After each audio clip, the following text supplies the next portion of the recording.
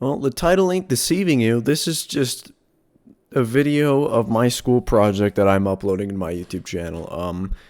Yeah, I don't really know what the hell I'm doing either uploading this, but I hope you enjoy. Automobiles are an important progress in human evolution, initially invented by Carl Benz in 1886, and was responsible for worldwide lead poisoning from one of the main problems of climate change. In the end, the concept of making wheels move essentially on their own without any physical effort is an achievement for humanity. One thing people have had to deal with, though, is the problem with the winter season against the moving hunks of metal. The genius solution by Nokian Tires, who invented the snow tires, perfect for the cold and slippery weather.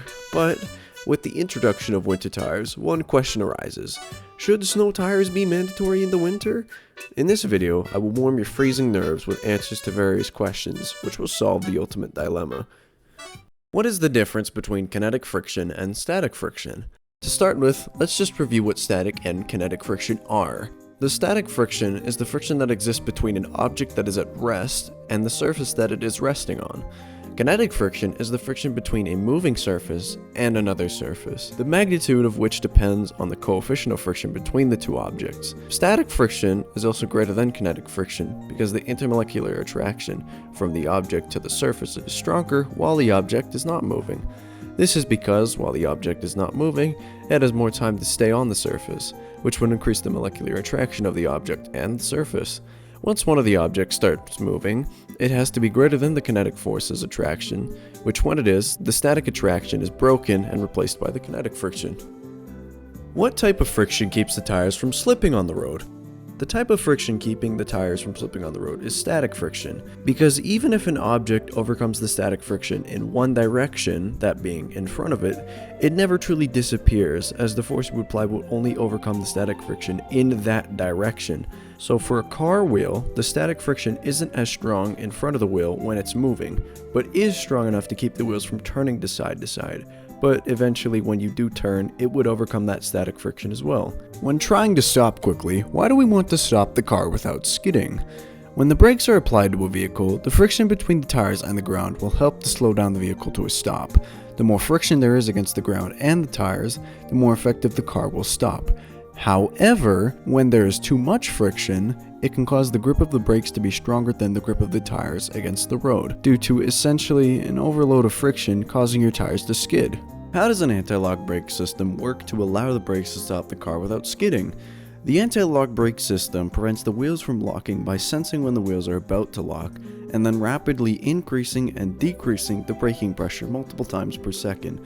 This allows the car to keep moving, preventing the wheels from losing traction on the road as the car slows down. What is the purpose of the grooves in a tire used in a passenger vehicle? The grooves in a tire are pretty self-explanatory, as they provide an automobile with more grip against the ground in the form of hydroplaning. Hydroplaning is when something drives over a wet surface, such as a puddle, and it loses all of its traction against the road and the vehicle, making you slide and unable to steer. The grooves in the tire prevent hydroplaning from occurring by expelling the water from under it as it drives over the water, allowing the vehicle to have all traction while driving over the wet surface. What is the difference in the construction of snow tires that makes them better for driving on snow-covered roads? Winter tires have deeper grooves and a crisscross pattern to allow for less snow to get into the grooves of the tires, as well as being made of a rubber that does not freeze when temperatures reach below 0 degrees Celsius. Also, with all that extra grip on winter tires, you are able to brake faster than summer or all-season. When all-season tires are designed to work on all road conditions, except for the extremes. They have the longest lifespan of any tire because they are designed to last all year round, and also all season offer the smoothest of rides and perform best in dry and hot conditions. Summer tires offer more speed and agility when cornering or braking. They have the least amount of grooves of any tire and perform best in wet conditions. What are the economic considerations for the tires that we mentioned about? To get this out of the way, these statistics are based off of how somebody would drive, the area in which they would drive in, the maintenance of the tires, and etc. A typical set of all-season tires will last a person between 3 to 5 years and typically cost between $100 to $250 per tire. For winter tires, they typically last between 4 to 6 seasons and vary in cost, as low-end winter tires could cost you $100 per tire, Mid-range winter tires can cost you between $100 to $200, and premium tires will start at $200 and go up. And summer tires are pretty similar to all-season tires, as they would typically last between 5 to 6 years and roughly cost between $100 to $200 per tire.